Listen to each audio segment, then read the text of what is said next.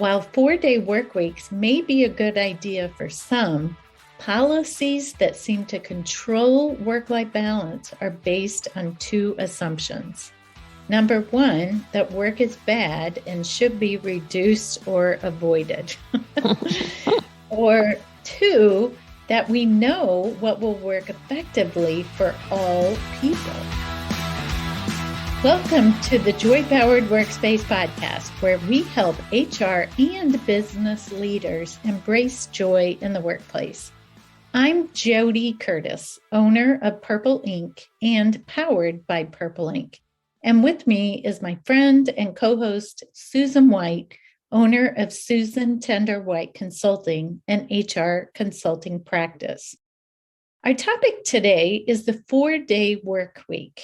Susan and I have both worked 4-day work weeks at some point in our careers. I did this from 1995 to 2001, and I still think of this time period as one of the most productive times of my career.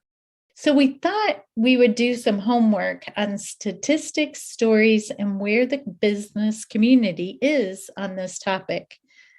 Of course, the world of work changed significantly for most of the workforce all over the world, not just in the US, in March of 2020. Working remotely became a new option or even a requirement for many organizations. While many employees were also home with their children at the same time, options for flexibility also significantly rose. So there have been a significant amount of recent articles, discussions, and research around the idea of working 4-day work weeks. This is not, however, a new idea. It has actually been around for a long time. I grew up 20 minutes from a naval base in southern Indiana, where many, if not most, of my friends, parents, neighbors, and extended family were employed. This was in the 1960s, and most, if not all, of the naval base employees had the option to work 4-day work weeks or 9 days in a 2-week period, and they had the option to start their day of work anytime between 6 to 9 a.m. Hospitals have also been a leader in long but less days, many times even paying nurses and other positions a full-time pay for 3 12-hour shifts. So I'm curious why these options are not mainstream in most other organizations. By the way, most of the research I found also talked about reducing the total number of hours worked in a week. But note that our discussion today is really focused on working a full-time or generally 40 hours a week for the same pay, and not a reduction of total hours worked. Not that that couldn't be an option. That's just not our focus on this podcast today. However, I will note that Americans work significantly more than employees in most other affluent countries and have zero guaranteed legal paid time off. In a Gallup article in September 2021 entitled, "Is the 4-day work week a good idea?" the research found that employees with a 4-day work week rate their overall lives better. Yet, shorter work weeks show a higher percentage of disengaged employees, and that employers should focus on improving the work experience first. Gallup described the 4-day work week as a controversial idea, but they found a lower burnout and higher well-being among employees. This is not just a U.S. topic. Trials have been happening in Spain and Iceland in the last 5 years. Japanese employers are now urged to permit their employees to work in this model. Organizations all over the world are considering more permanent flexibility with remote or hybrid work arrangements based on what we've all learned from the largest workforce experiment in history, the pandemic. Right. In March of 2020, Gallup asked over 10,000 employees the number of days they typically work in a week. Only 5% said they worked 4 days a week. They also measured employee engagement and well-being data. Those working 6 days a week had the highest rates of burnout, no surprise, at 38% of them. Those working 5 days a week had a 26% rate of burnout, while only 23% of those working 4 days a week noted that they were burnt out. This group also had the highest rate of thriving well-being at 63%. Wow, interesting. On the flip side, they also found that 2/3 of engaged employees are thriving in their overall lives, regardless of the number of days worked in a week. And that when it comes to overall well-being, the quality of the work has almost 3 times the impact, regardless of the number of days worked as well. So, if the goal is to build an engaging workplace culture, reducing the work week may not be the place to start. While 4-day work weeks may be a good idea for some, policies that seem to control work-life balance are based on 2 assumptions. Number one, that work is bad and should be reduced or avoided. Or 2, that we know what will work effectively for all people. So, yeah, we may be making an assumption that a 4-day work week is good for everyone. I personally have 2 experiences with this concept of thinking that we know what will work effectively for all people. So, in the mid 1990s, I worked for an organization of about 50 people. And I thought it would be awesome to move everyone to a 4-day work week, or at least give the option for people to work 4 days a week. So I went to the owner and I got her permission to roll this out. And I really worked very diligently on a policy and what the guidelines might be around it, and making sure that we always had coverage and all that good thing. Of course, I didn't talk to any of the employees about this, created this all on my own. And I rolled it out and I was so excited, and I couldn't wait for people to come to me and say, oh, this is, perfect. Thank you, thank you, thank you. Not one person responded that they were interested in it. Oh my gosh, what a shock. Although I say not one, guess who was interested in it? You were. Me. Exactly. And so I assumed everyone else would be interested in it. But what I heard was that we had a lot of young moms who worked there, and they needed to, be home to get their kids off the bus, and or to, even if they went to extended care after school, that they couldn't work, really late in the evenings. They needed to pick up at a certain time, or just all different kinds of reasons that people had, that it didn't make sense for them to work 4 days a week. So I just thought that was interesting that we said earlier about, trying to control the hours that people work. So making the assumption that 4 days would work for everyone is not true. I also remember back in 1985, when I graduated from college, that I had 2 offers to work for 2 different CPA firms, both of which were great firms. And I was really debating on which one I wanted to accept. And of course, it was well known that CPA firms worked a lot of hours during January to April 15th. And they both told me I would work approximately 55 hours a week, or that was the average work week. But one firm said, we only work 55 hours a week, and here are the hours. We work late on Mondays, we leave early on Tuesdays, we work late on Wednesdays.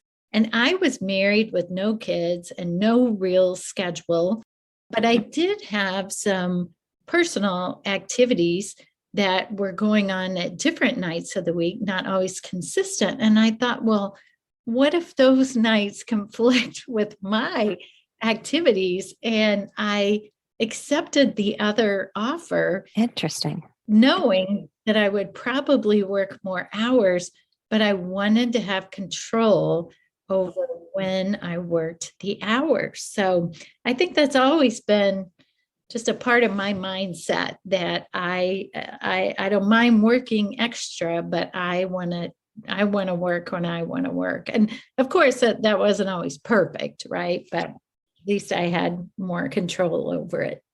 Boy, that is a great point. My son, when he first graduated from college, went to work for Boeing, and they have 9 days of work every 2 weeks. And so every other Friday they are off. So they work longer in order to make up for it. And I'll tell you, he worked for them for 3 years and went off to do other things.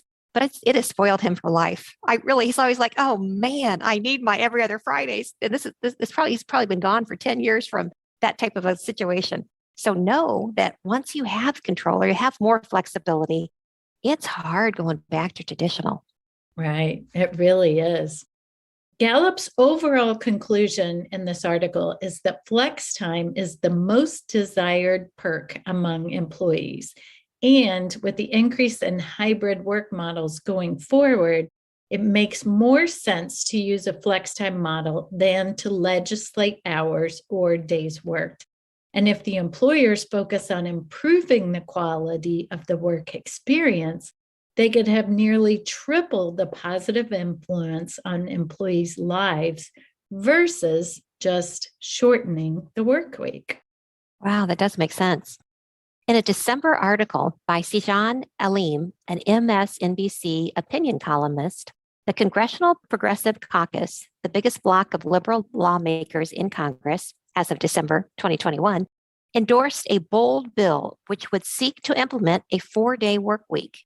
The author felt there was no real prospect of this becoming a law in the near term, but noted that the idea is garnering more attention worldwide and could serve as a potential point of focus going forward. The bill also proposes that employees would be paid time and a half after 32 hours of work versus 40 hours of work as it is today. The idea around the proposed bill is that it would nudge both employer and employees to rethink work and increase efficiency. Yeah, interesting. And I would have said a month ago that I thought that was an awesome idea and love it. But now, after reading this Gallup article, it takes me back to that's not what all people want, right? You're exactly right. Yeah, they want to have the choice, not the mandate from it. One of my favorite articles on this topic was from Simon Catlin in September of 21. He's a British writer and reported that Belmont Packing, a UK company, has opted for a 4-day work week, but it wasn't focused on productivity. Their intent was to give staff more time to focus on themselves. Their commercial manager was quoted as saying, "We value our biggest assets, the employees whose hard work, commitment, and dedication make our business the success it is." So I love that idea behind it of really encouraging people to enjoy that day with something for themselves or their families, and kind of took a different spin on that rather than thinking, oh, we'll be more productive if we just work 4 days. So, Susan, kind of going back to the beginning when I mentioned that both of us, which I think is very interesting, that both of us worked 4 days a week at some point in our career. How did that come up for you, or why did you choose to do that? For me, it was really about 1990 through 2000. So we overlapped the same period. I mean, you only did it for 5 years and I did it for 10, but it was all during the 90s. At the time, I had 2 children, and my oldest was going into kindergarten, and my youngest was 2. And I just felt as though life was passing me by because I spent all my hours at work. And I thought, I really do want to be a room mother. I wanted to be a Girl Scout leader, which I ended up being for about 7 years. I wanted to be able to go on class field trips. I wanted to do the fundraisers, all those things. And so I did put together a business case and went and talked to my boss. It was very unusual. I worked in a very traditional bank, and flexibility was not a priority. It probably didn't make the top 20 list of what the organization was thinking about. It was more about, keeping things very tight and crossing your T's and dotting your I's. So anyway, I proposed it and I asked if I could go to 32 hours a week at 80% pay. And they thought about it, kind of ran up the flagpole, came back to me and said, we'll try it and we'll see how it works. And I tell you what, I did everything I humanly could to make sure it was successful for the organization and for me. And so I know in fact, my husband will tell you, it just meant I went in on Saturdays or Sundays so that I was ready for Monday because I wanted to make sure that nobody, felt let down or that I'd missed a beat. And at the time, I was managing a team of people, a very small team, but a team. And I didn't want them to feel like they weren't getting what they needed. So on Fridays, we had voicemail. Back then, I would call in and check all my voicemails throughout the day. But I was still, in the classroom. I was still like running around doing the laundry. If there was any doctor's appointments, my kids had them on Friday afternoons. And it really it just gave me a great, I think, quality of life and a balance that I would not have had otherwise. So I'm totally grateful for it. Yeah, me too. Mine sort of came up interestingly. I was switching roles, although I was actually going back to a CPA firm that I had worked with before. And at the time, I was starting a new nanny arrangement, and the nanny couldn't work on Mondays. She had another obligation. And so I was telling my new boss before I actually came to work, I said, I'm ready to come back, but I have to figure out what I'm going to do on Mondays. And he said, well, why don't you just not work on Mondays? Whoa. And I'm like, wow, that would be awesome.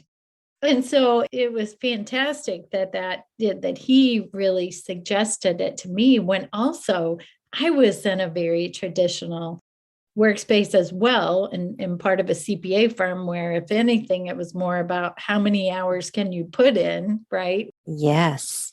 And also interesting, you talked about voicemail. I also did check my voicemail on Mondays. That was my day.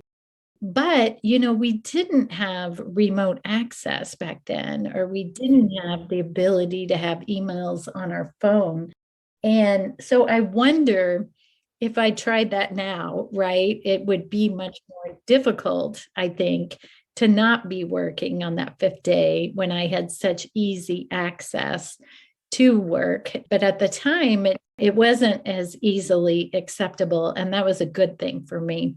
I also did the same thing as you, though. On Fridays, boy, did I do everything possible to make sure I wasn't going to, that I never wanted anyone to say on a Monday, where's JoDee? Or we can't do this because JoDee's not here today, right? So exactly. I went overboard as well to make it work for me and them.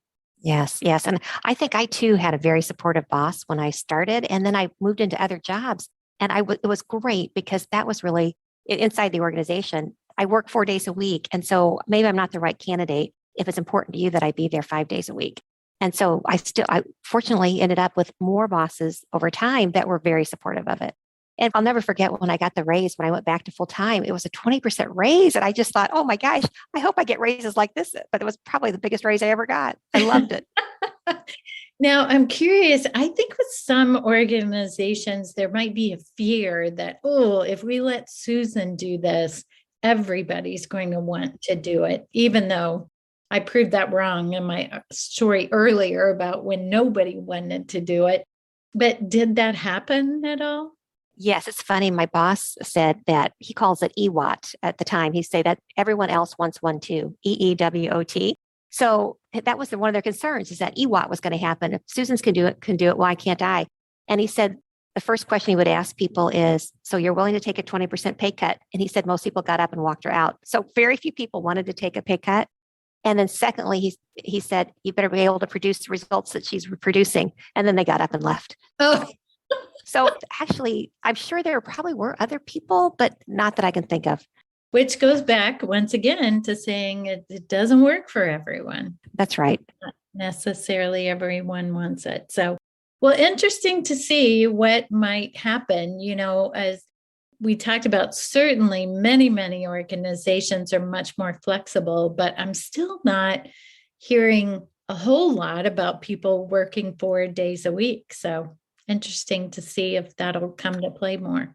Yes, I had heard about a Kickstarter. I think they've announced in 2022 that they're going to go to a 4-day work week. And I should not say that until I confirm it, but I think that's going to be a company to watch. Yeah. All right. So, JoDee, it's time for our listener question. This question comes from a listener who completed our recertification credit questionnaire after listening to one of our previous episodes. Here it is. What happens if you have candidates that are tied in qualification? How do you make a hiring decision? Well, I love that question, but I think in reality, we make hiring decisions based on lots of different things, right? It might appear on their resume that they have the same number of years experience, or it may be even that they've worked at the same company. But in reality, I would think it would be hard to say two candidates had exactly the same qualifications. But even if they did, right, there's so many other tools or considerations we can think about. One would be using assessment tools to assess the style of the person versus the style of the person you might be looking for, right? So you could use assessment tools. You might also consider diversity options, whether that, they went to different colleges or they're of different race or gender or whatever it might be, to consider whether that would bring positive diversity to your organizations. And then obviously just in communication with them too, right? How did they respond to your questions? How might their experiences and styles work differently within your organization as well? Susan, do you have any other thoughts on that? I think you're spot on with all of those. The only thing that I might just add is if you have two people that are just really vying for one role and they, in your mind, you really think they're equal, you're going to have to pull the trigger, hire one of them, but stay in contact with that second person. You have found a talent that you think could come in here and do the job. Maybe not this job. There might be something similar that comes along. So I would work at keeping the communication alive with them. After I turned them down, I still would do follow up because I think you're very lucky if you've got two people who could be a fit. Don't let the one who doesn't get that particular job out of your sights. Love it. In our In the News section, in a December 21 article on hrdive.com, they noted 3 of the top litigation issues expected in 2022.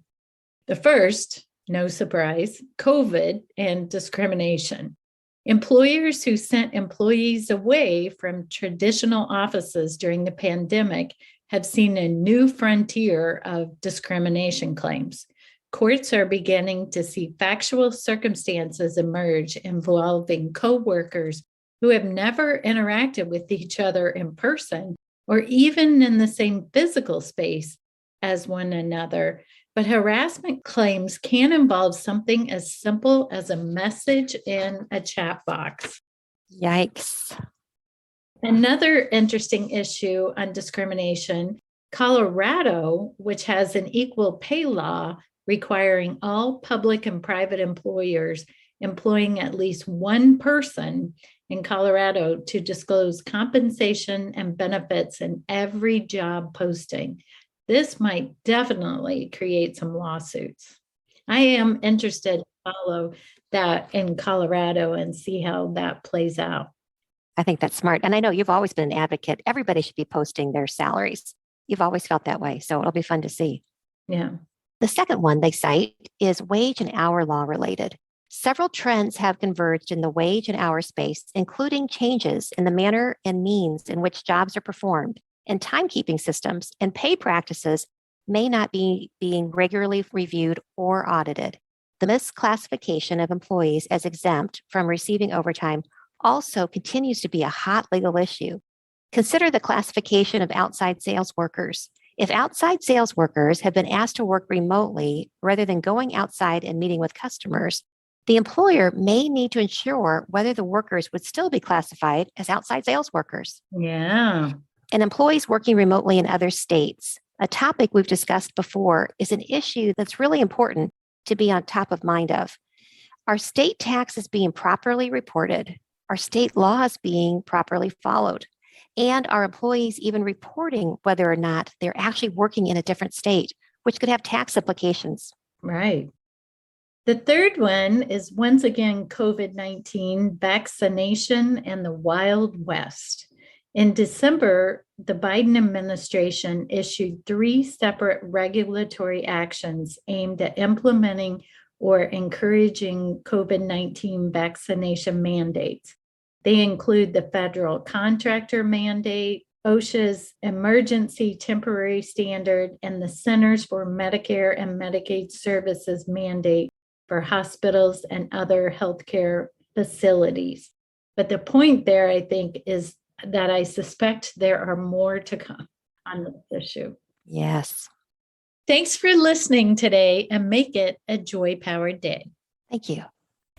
If you would like SHRM recertification credit for listening to this podcast, please visit getjoypowered.com/SHRM. You'll find an evaluation of the podcast, and once you complete the evaluation, you will see the SHRM recertification credit code and a link to a proof of participation certificate. Again, that's getjoypowered.com/SHRM. Thank you for listening, and thanks for your dedication to the HR profession. Thank you for listening. If you liked the show, please tell your friends about it and let us know what you think by rating and reviewing us on Apple Podcasts. You can learn more about Joy Powered at getjoypowered.com. Check out the Joy Powered shop, where you can order our books, journals, and other items that power our joy at getjoypowered.com/shop.